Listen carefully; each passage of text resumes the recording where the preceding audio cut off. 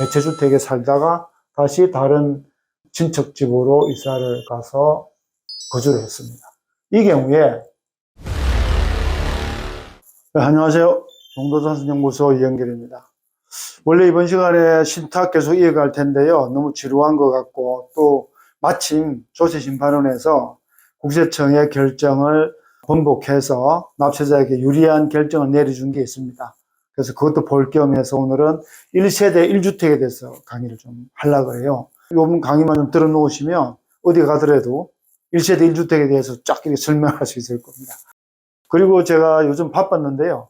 제가 건국대학교 미래지식교육원에서 CEO 재무설계 최고의 과정을 개설했습니다.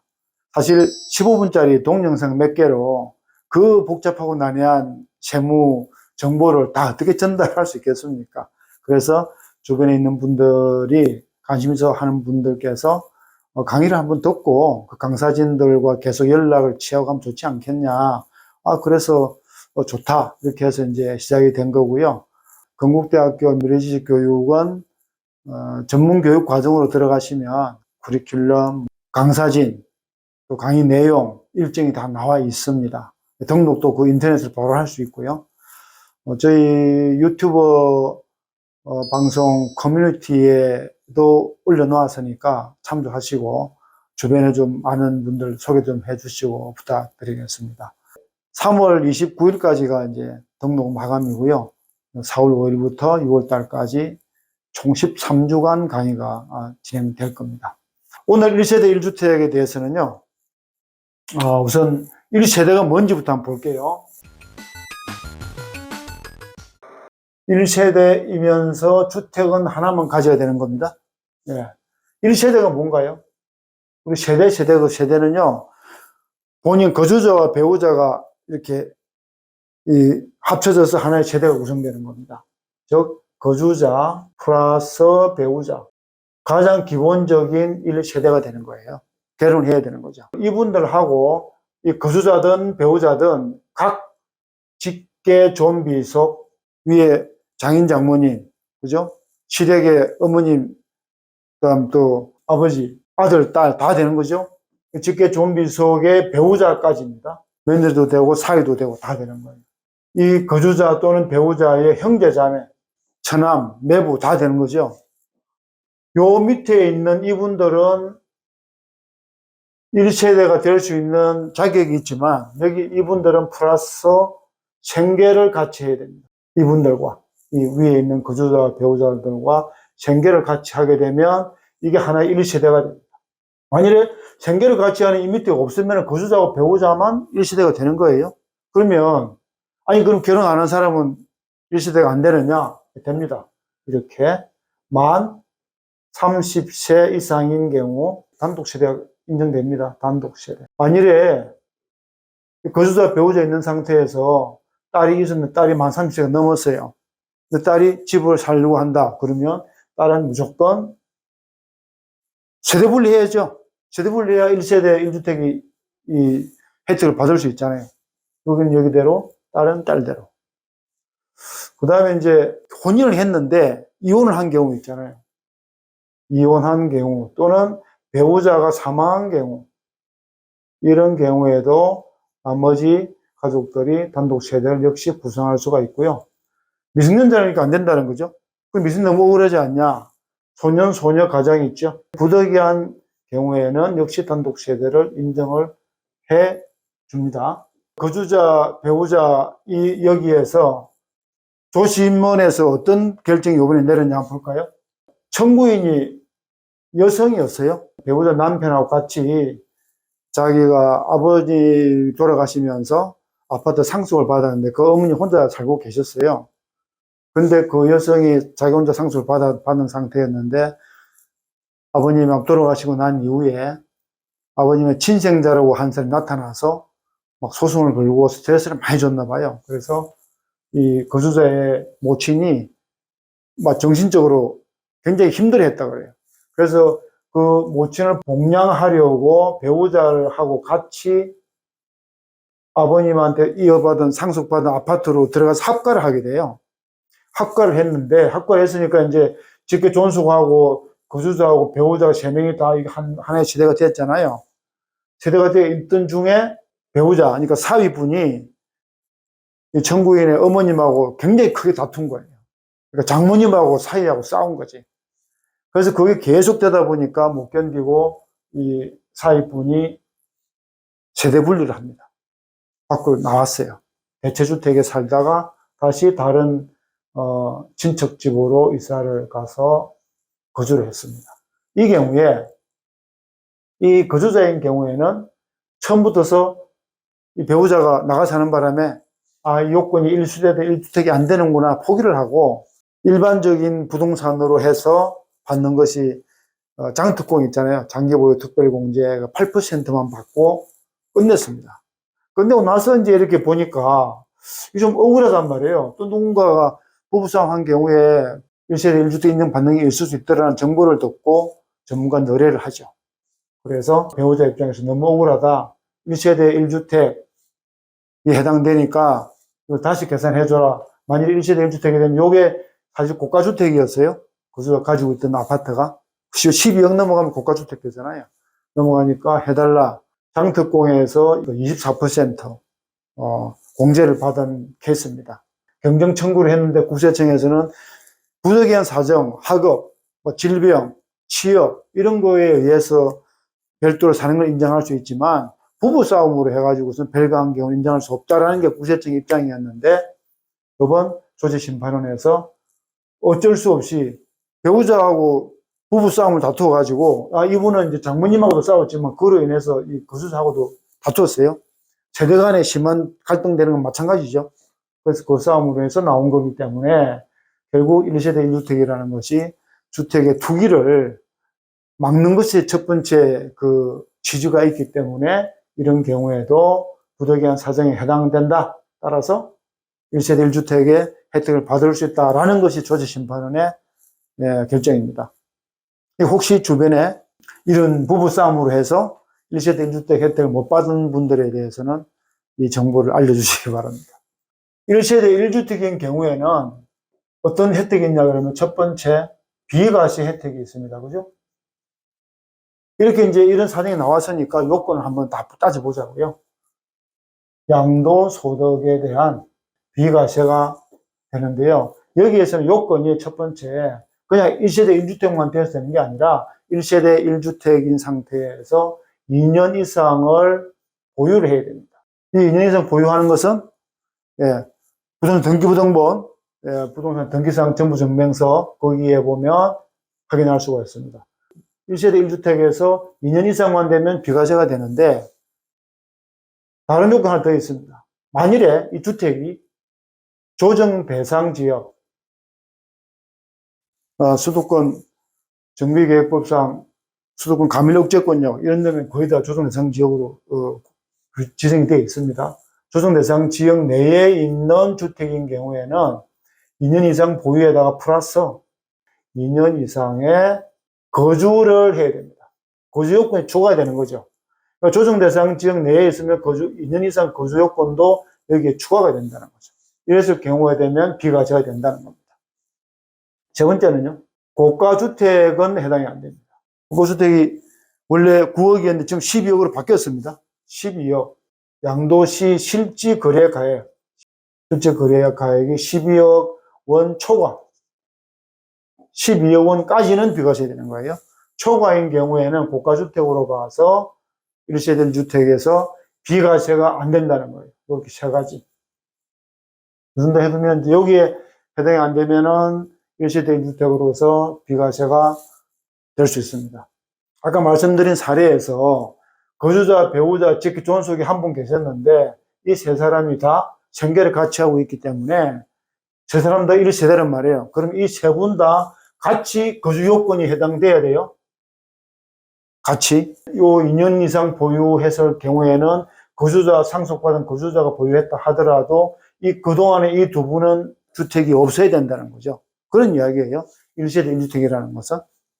거주자의 이 아파트가 조정대상 지역 내에 있었단 말이에요. 고가주택이었고. 그러니까 고가주택이면 비과세는 아닌데 이분은 세금은 100% 공제율을 받아서 했어요. 고가주택이라도 1세대 1주택이면 나중에 아주 공제를 많이 받거든요. 그거를 이제 해달라고 변경 청구를 해서 국세청에서 거부하니까 거부 처분에 대해서 이의 신청을 조세심판을 해서 받은 케이스입니다. 그 다음에 이제 이 비과세 요건이 해당되지 않고 바로 할 수 있는 것이 또 있습니다. 이 요건 따지질 않고 할 수 있는 게 요거는 첫 번째는 공공임대주택이 있죠. 공공임대주택에서 5년 이상 거주한 경우에는 위에 이거 상관없이 비과세가 인정이 돼요. 두 번째, 해외 거주, 해외 이주 또는 필요에 의해서 거주하는 경우 출국일부터 2년 이내에 양도하게 되면은 역시 이 경우에도 이거 따지질 않고 비과세를 받을 수 있습니다. 세 번째는요, 조정 대상 지역을 지정하는 것이 우리 납세자는 모르잖아요. 정부에서 그냥 지정하는 거란 말이에요. 그러면 조정 대상 지역으로 지정 공고일 이전에 계약을 체결하고 계약금을 지급한 경우에는 이 조정된 지역 내 2년 이상 거주의 요건을 적용하지 않습니다. 거주 요건은 없어도 된다. 이렇게 세 가지 정도 기억해 두시면은 될 겁니다. 근데 이렇게 해서 비과세를 해준다고 하니까 어떤 분들은 이런 경우 있죠. 토지가 이렇게 있는데 생겼어요. 이게 총 토지 전체가 150평입니다. 서울에서는 150평 커도 군 단위로 시 단위 내려가면 150평 뭐 큰 건 아니죠. 집이 이렇게 딱 앉아 있어요. 이게 한 30평 됩니다. 건축 면적으로. 건축 면적은 건축이 앉은 자리만 이야기하는 거예요. 건축 연면적은 1층, 2층, 3층 다 더한 거 연면적이잖아요. 그래서 건축 면적이 30평인데 전체 이 마당 부분이 다 합하면 150평이에요. 이거 단독주택이잖아요. 이 단독주택도 그럼 통으로 다 1세대 1주택 해당되면 다 비과세냐? 아니에요. 어떻게 하냐면 이건 수도권과 비수도권 나누어 가지고요.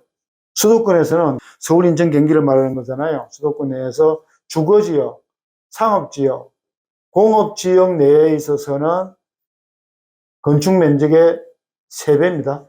30평이면 여기 건축 면적 30평이죠. 그러면 요게 3배, 이 정도 하면 90평. 90평까지는 여기에 부수 토지로 봐서 비과세고 나머지 부분은 별도로 나대지로서 양도소득세 부과합니다. 그렇게 기억을 해 주시면 돼요. 그리고 수도권 주상공업지역 나머지 그 외에는 5배입니다. 또 비수도권도 5배예요. 이렇게. 그 다음에 여기에 해당되지 않는 것은 10배 되어 있는데 10배인 경우 크게 없습니다. 이렇게 3배 정도는 꼭 기억해 놓으셔야 돼요. 주상공업지역이 아닌 데는 5배, 농림지역이든 이런 데는 5배로 됩니다. 그거 기억해 두시면 되고. 자, 이제 그러면 우리가 요 비과세 요건을 이 정도 하면 거의 다 한 거예요. 이제 딱딱 머리에 답이 떨어지죠. 그죠? 두 번째는 바로 장특공입니다. 장기보유 특별공제를 한번 보도록 할게요. 왜냐하면 사실 고가주택인 경우에는 12억 넘어가면 그럼 12억 5천만 원 된 사람은 만일에 세금을 다 내면 얼마나 우울합니까? 12억 되면은 세금을 한 푼도 안 내는데, 그죠? 13억 정도 되는 거를 하면 되게 억울하거든요. 그런 부분에 대해서 여기에서 장특공제에서 많이 해줍니다. 그러니까 12억까지는 세금을 안 내니까 그 초과되는 부분만 초과율로 계산해서 부과하자 이런 내용입니다. 보시면 우리나라 부동산 가지고 있다가 건물이든 토지든 그게 장기적으로 보유한 경우에는 다 기본적으로 해주는 일반적인 공제율이 있습니다. 일반 공제율은요, 연 1년 기준으로 2%씩 올라갑니다. 그런데 기본적으로 3년 이상부터 장기 보유 특별 공제를 받을 수가 있어요. 그러면 3년 이상 1년에 2%니까 6%죠. 4년 이상 보유한 경우에는 8%가 되겠죠. 이렇게 쭉 가서 15년까지 갑니다. 15년 이상 된 경우에는 30%까지를 이거를 양도 차익에서 곱합니다. 공제율을 곱해서 나온 액수를 양도 차익에서 공제해 주는 거예요. 거기에 반해서 1세대 1주택인 경우에는요, 공제율을 보유기간과 거주기간을 나누어서 두 개 다 각 연 4%를 적용해 줍니다. 그런데 1세대 1주택 경우에는 기본적으로 보유기간은 3년 이상이 돼야 되고요. 거주기간은 2년 이상 돼야 됩니다. 그러니까 3년 이상이면 3, 4, 12, 12%죠. 이거 12% 됩니다. 2년 이상은 2, 4, 8%죠. 그리고 4년 이상 되면 보유기간은 16%가 될 것이고, 한 이상이에요.